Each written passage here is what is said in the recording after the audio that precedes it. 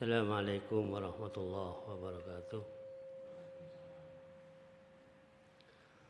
Al-Fatihah ila hadratin Nabi Mustafa Muhammadin sallallahu alaihi wasallam wa ala alihi wa sahbihi wa dzurriyyatihi wa ahli baitihi wa jami'il anbiya wal mursalin wa syuhada wa sholihin wal ulama'il amilin ala hadiniya wa kulli niyatin salihah.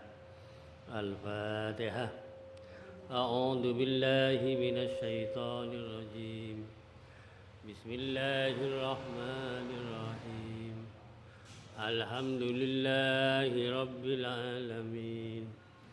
Ar-Rahmanir Rahim. Maliki yaumiddin. Iyyaka na'budu wa iyyaka nasta'in. Ihdinas siratal mustaqim. Siratal ladzina an'amta 'alaihim ghairil maghdubi 'alaihim waladdallin. Amin.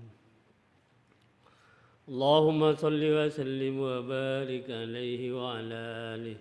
Allahumma shalli 'ala Muhammad. Ya Rabbi sholli 'alaihi wa sallim. Allahumma sholli 'ala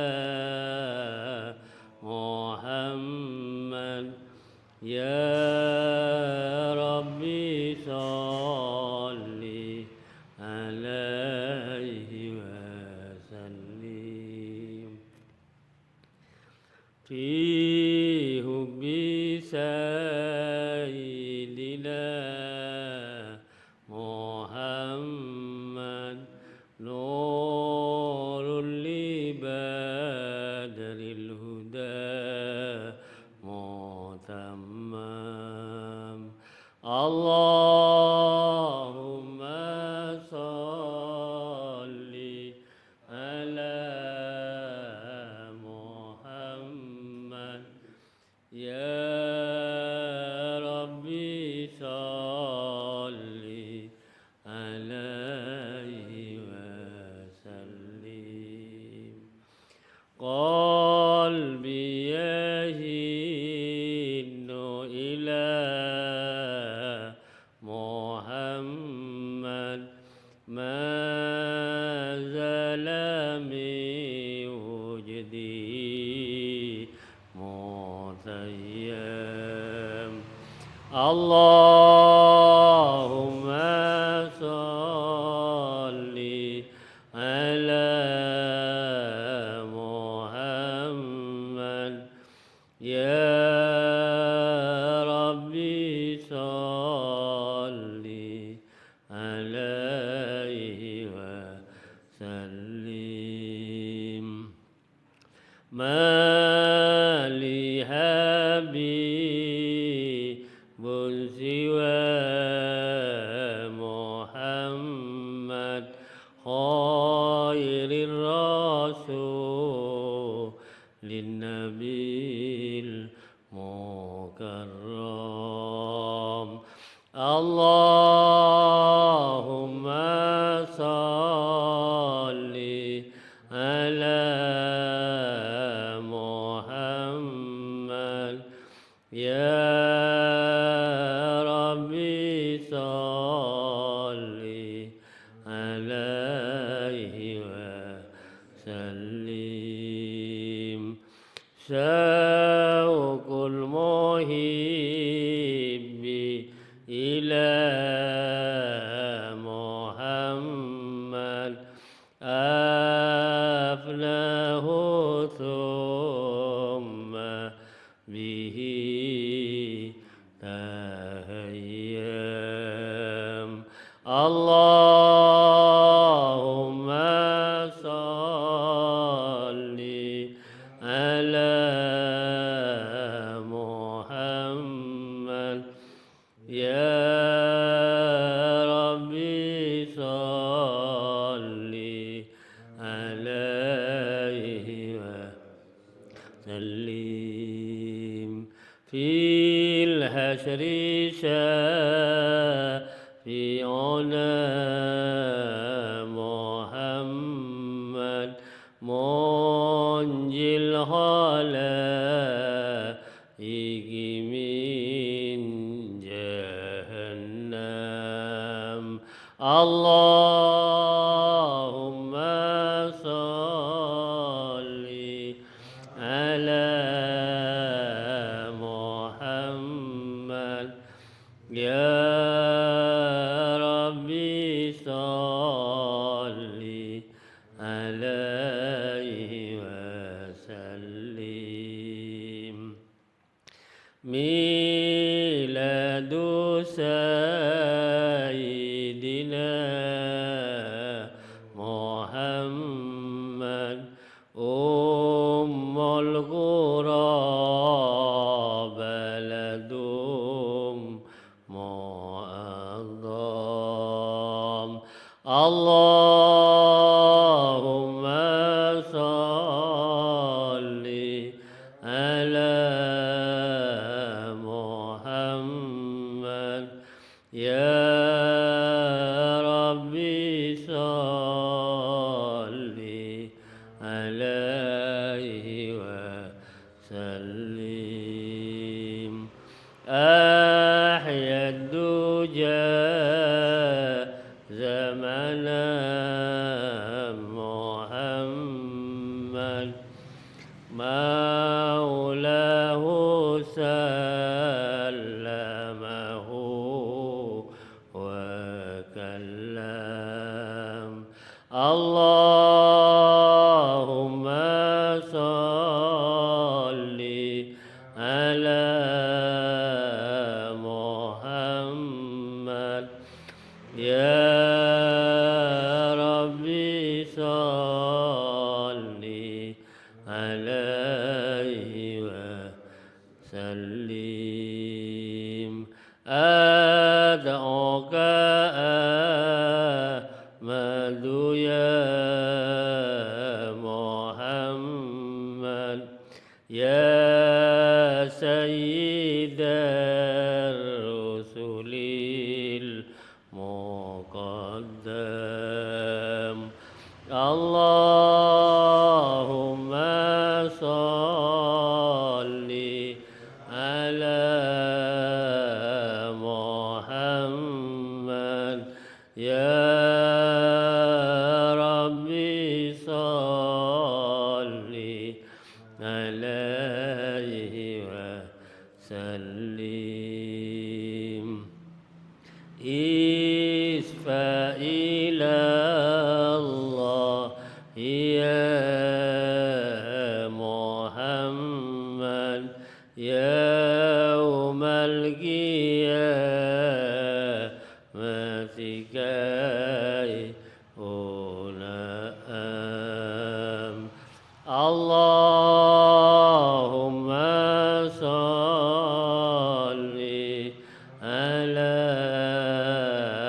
محمد يا ربي صل عليه وسلم اللهم صل وسلم وبارك عليه وعلى آله الجنة ونعيمها سعد لمن يصلي ويسلم ويبارك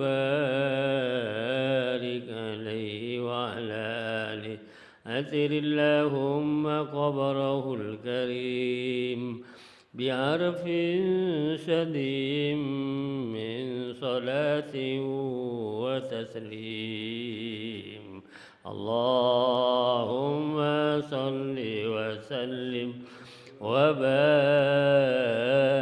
عليه وعلى آله. Mudah-mudahan dengan bacaan salawat Nabi, bapak-bapak kita semua nanti mendapatkan syafaat dari Rasulullah Sallallahu Alaihi Wasallam, dan mudah-mudahan kita besok di akhirat bisa berkumpul bersama Nabi Muhammad, para nabi-nabi yang lain, para siddiqin, para syuhada, para sholihin, para ulama.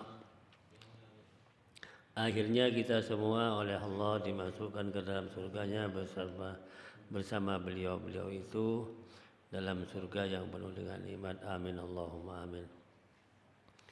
Alhamdulillahirabbil alamin, pada malam ini kita bisa dipertemukan kembali selama kurang lebih 3 bulan kita libur karena menyambut pelaksanaan bulan suci Ramadan. Setelah Ramadan 2 bulan ya, alhamdulillah kita sekarang oleh Allah dipertemukan kembali dalam keadaan sehat walafiat. Insyaallah pengajian Langgar Hidayah khususnya yang Jumat malam Sabtu akan dimulai malam ini insyaallah bisa dilaksanakan dengan istiqomah ya. Mudah-mudahan tanpa ada halangan sesuatu apapun, kita minimal 1 minggu sekali bertemu berwajah membahas hal-hal yang berkaitan dengan hukum-hukum syariat dan juga akidah Islam. Pertama, kita bersyukur kepada Allah sampai detik ini kita semua masih diberi kesehatan dan kesempatan oleh Allah. Ini nikmat besar yang perlu kita syukuri karena sudah dengan waktu yang tidak terasa 3 bulan sudah kita lalui. Di antaranya kita kemarin di bulan Ramadan sudah bersusah payah melaksanakan perintah Allah. Mudah-mudahan ibadah kita, puasa kita, ibadah yang lainnya termasuk sedekah kita, qiraat Al-Quran, tadarrus Al-Quran selama Ramadan, semuanya diterima oleh Allah Subhanahu wa taala. Amin Allahumma amin. Ada wasiat dari ulama untuk kita semua berkaitan dengan ibadah yang kita perjuangkan, khususnya puasa yang kita lalui kemarin.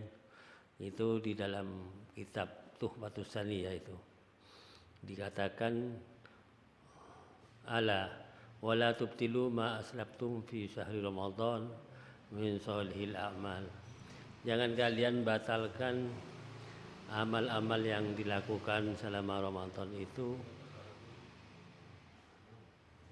karena membatalkan amal yang dilakukan selama Ramadan itu mujibatul lisran, memastikan diri kita itu tekor, rugi ya.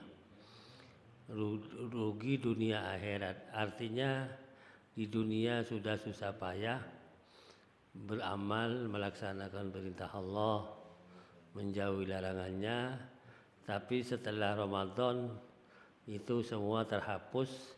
Itu berarti kita melakukan amal ibadah selama Ramadan itu muspro, dengan kata lain tekor kita, tanpa ada hasil yang diridhoi oleh Allah.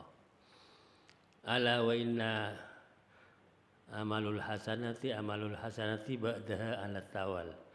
Ingat, ketahuilah bahwasanya amal perbuatan baik itu bisa menutupi amal perbuatan jelek. Dengan kata lain, Allah Ta'ala mengampuni dosa-dosa yang dilanggar selama 1 tahun sebelum Ramadan. Begitu Ramadan kita melaksanakan perintah Allah, semuanya dimaafkan oleh Allah. Dengan kata lain, dihapus. Tetapi dikatakan di situ, wakadzalika, demikian juga amalan yang baik itu bisa menghapuskan amalan atau dosa-dosa. Sebaliknya, amalul hasanah juga bisa hilang apabila kita mengikut sertakan dengan tindakan-tindakan maksiat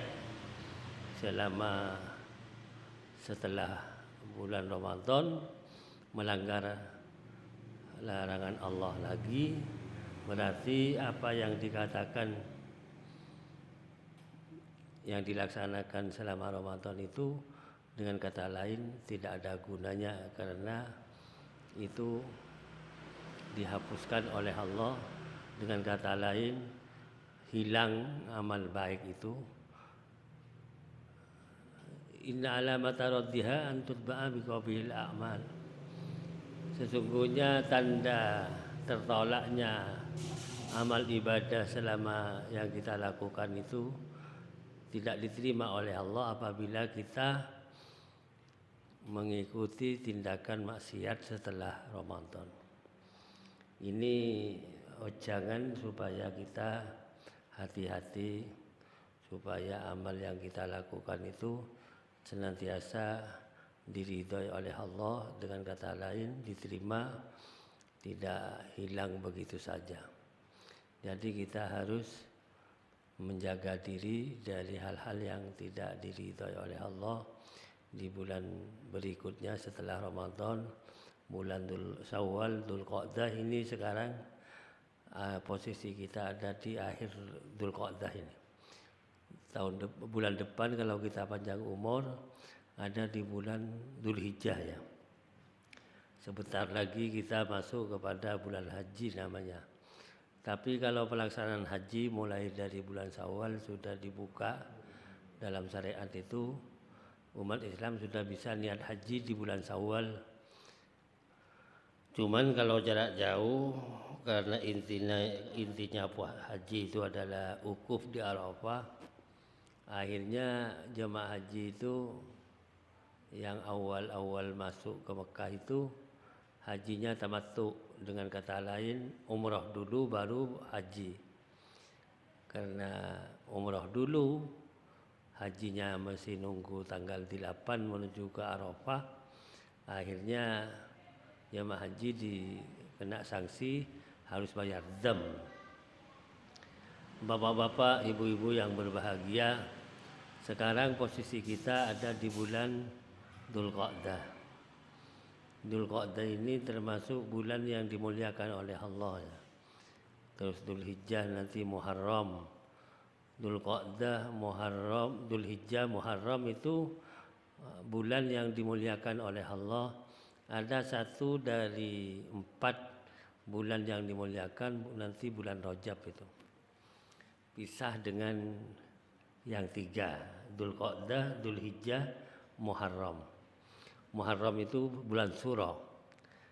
Bulan Syura itu termasuk penetapan dalam tahun Islam Hijriyah namanya. Ditetapkan dari awal tahun itu adalah bulan Muharram, bulan Syura itu. Bapak-bapak, ibu-ibu yang berbahagia, sekarang kita niat dengan tulus untuk melaksanakan perintah Allah dan menjauhi larangannya.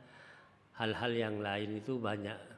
Kalau puasa memang yang diwajibkan hanya di bulan Ramadan saja. Namun demikian, nanti kalau kita ada waktu, ada puasa bagus juga, pahalanya besar di bulan Dzulhijjah ya, bulan haji. Bahkan yang berkaitan dengan pelaksanaan Ramadan adalah di bulan Syawal. Bulan Syawal itu ada hadis yang mengatakan, Nabi Muhammad mengatakan puasa Ramadan dilaksanakan 1 bulan, kemudian diikutsertakan dengan puasa Syawal 6 hari. Itu sama dengan melaksanakan 1 tahun, kan gitu ceritanya. Dengan perbandingan ceritanya 1 hari itu perbandingannya 10, sama dengan 1 tahun, karena 1 tahun itu 360.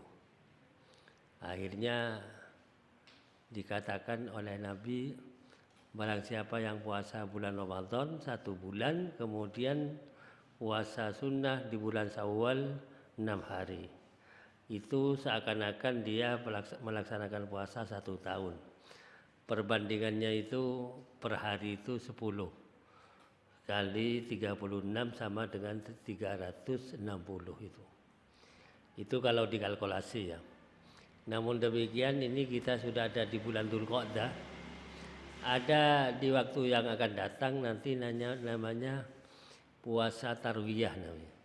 Tarwiyah, setelah tarwiyah itu Arafah. Yang populer dalam hadis itu puasa Arafah 1 hari. Tapi ada puasa sunnah tarwiyah karena tanggal 8 bulan haji itu Nabi Ismail ya ceritanya.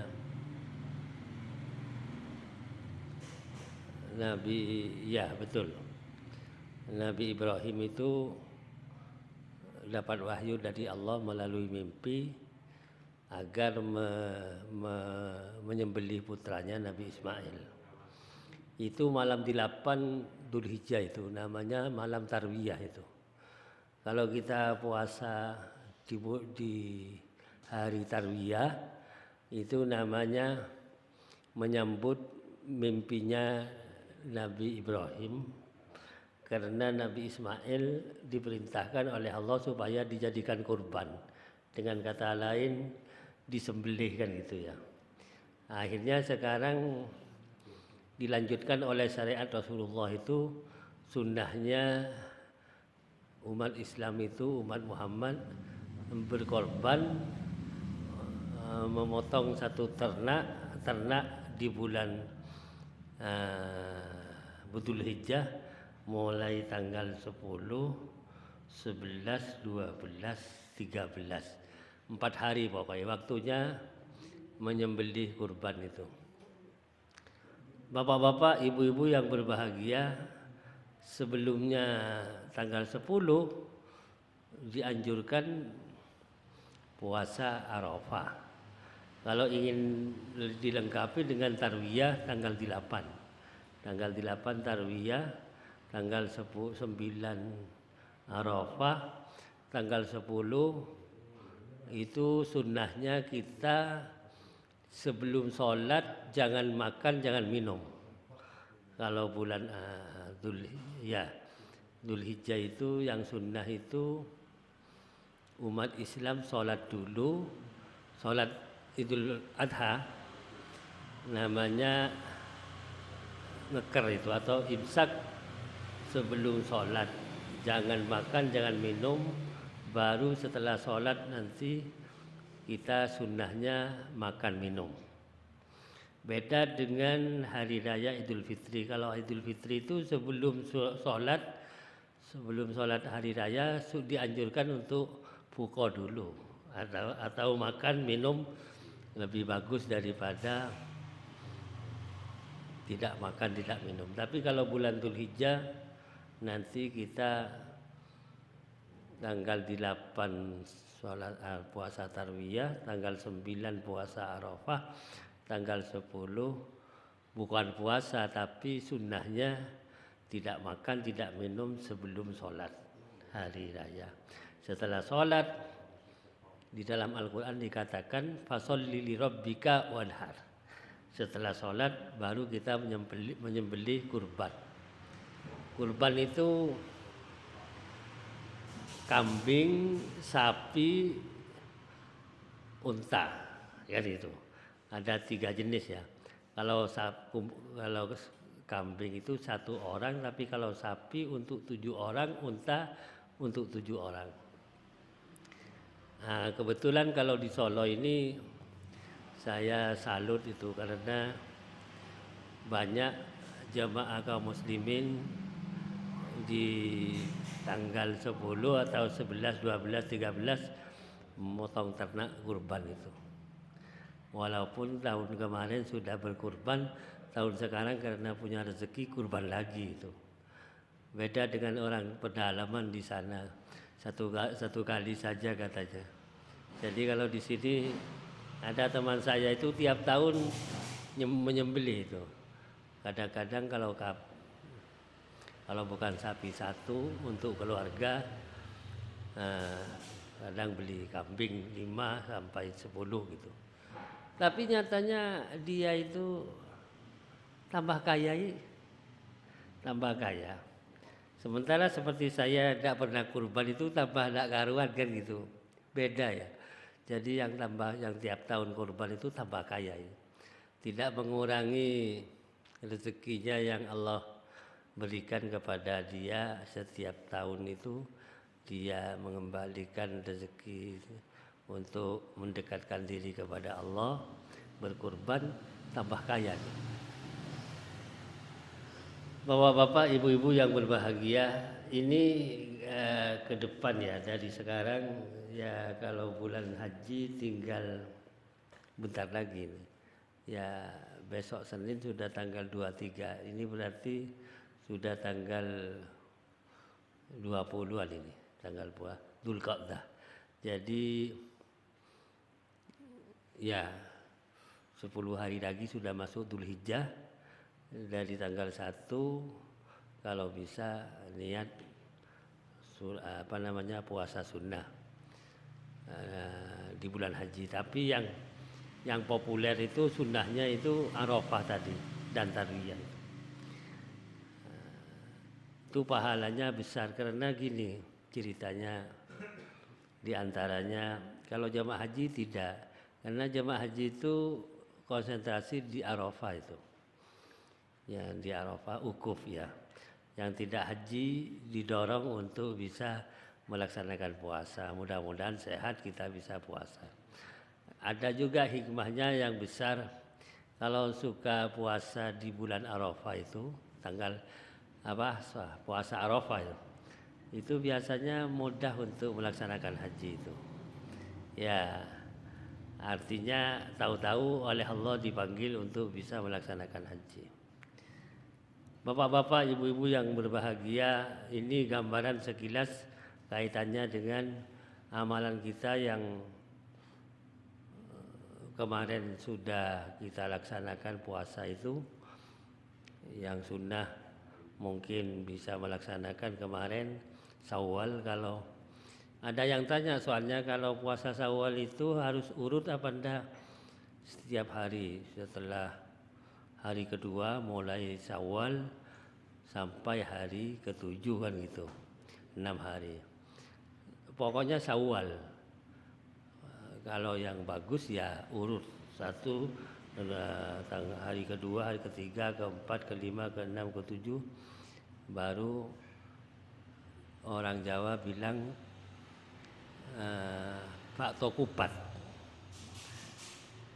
Jadi kronologinya Pak Tokupat itu karena ada puasa 6 hari.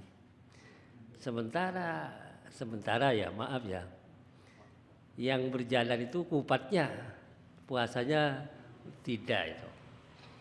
Nah ini ada Pak Tokupat itu karena ada puasa Syawal. Tapi umat Islam yang paling banyak itu kupatnya. Kalau puasanya banyak yang tidak sempat apa gitu. Ya, tapi itu statusnya sunnah ya. Hanya saja puasa Syawal itu ini sudah lewat kita. Kalau kita panjang umur, tahun depan puasa Ramadan, kemudian Syawalnya dilaksanakan seakan-akan puasa 1 tahun kan begitu. Kalau kita menelusuri amalan-amalan yang kita laksanakan, untuk orang awam seperti awak dhewe ini tidak begitu pempengan ya melaksanakan ibadah.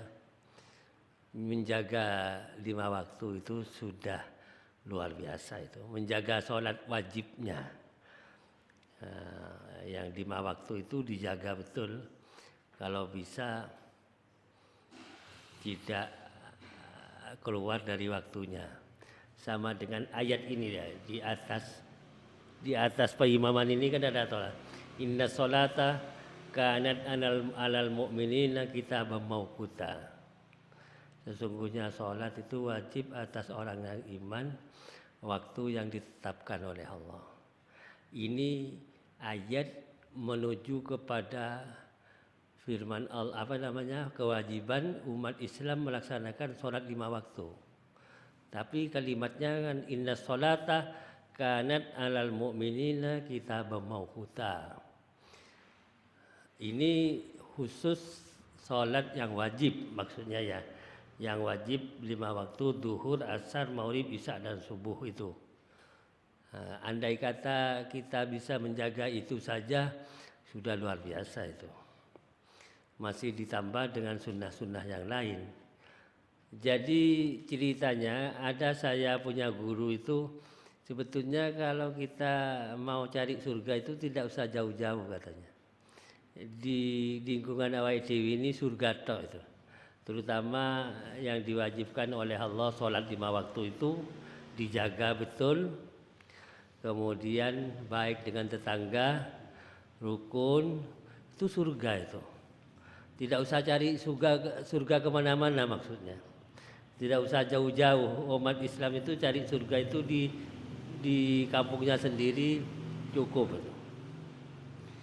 Tapi juga perlu kita ketahui sebaliknya nerakanya juga dekat.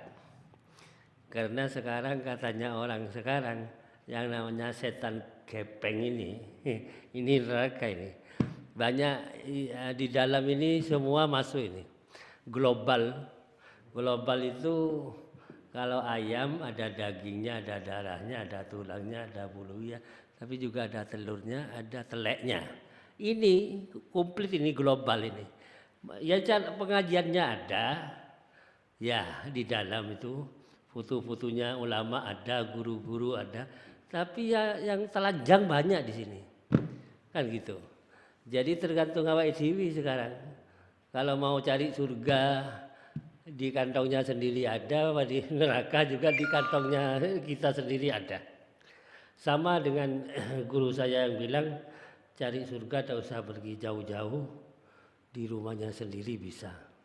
Dirinya kamu sendiri ada, jaga waktu 5 waktu sholat 5 waktu dengan istiqomah itu surga. Karena memang betul tidak mudah itu. Untuk surga itu, untuk mendapatkan ridho dari Allah itu tidak mudah betul. Gangguannya banyak karena menjaga 5 waktu itu ada lagi yang sederhana. Kalau setelah sholat itu awake dhewe kesusu pulang. Kayaknya ada hal-hal yang lebih penting gitu loh. Di rumah apa gitu. Padahal tidak ada apa-apa kan gitu. Karena kalau setelah sholat itu kesusu pulang bukan berarti tidak boleh. Hanya saja kalau petunjuk-petunjuk yang baik itu kalau mau sempurna sholatnya, setelah sholat itu baca istighfar dulu, baca tasbih, tahmid, takbir, supaya waktu sholat yang tadi kamu laksanakan itu kurang sempurna bisa ditempel, bisa disempurnakan dengan kalimat-kalimat setelah sholat. Wiridan namanya. Itu petunjuknya para ulama untuk kita melaksanakan ibadah kepada Allah lebih sempurna.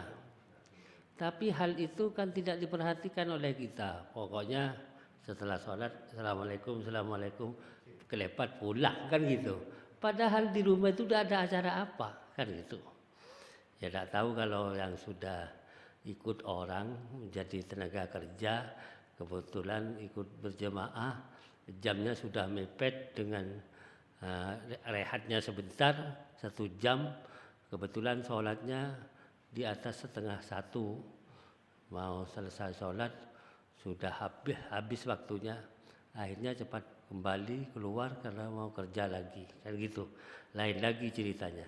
Ini yang maksud saya tadi, orang yang setelah sholat kesusu pulang itu di rumahnya tidak ada apa-apa, cuman dia biasa setelah sholat itu santai-santai biasa. Tapi di masjid di Langgar itu kesusu. Kenapa?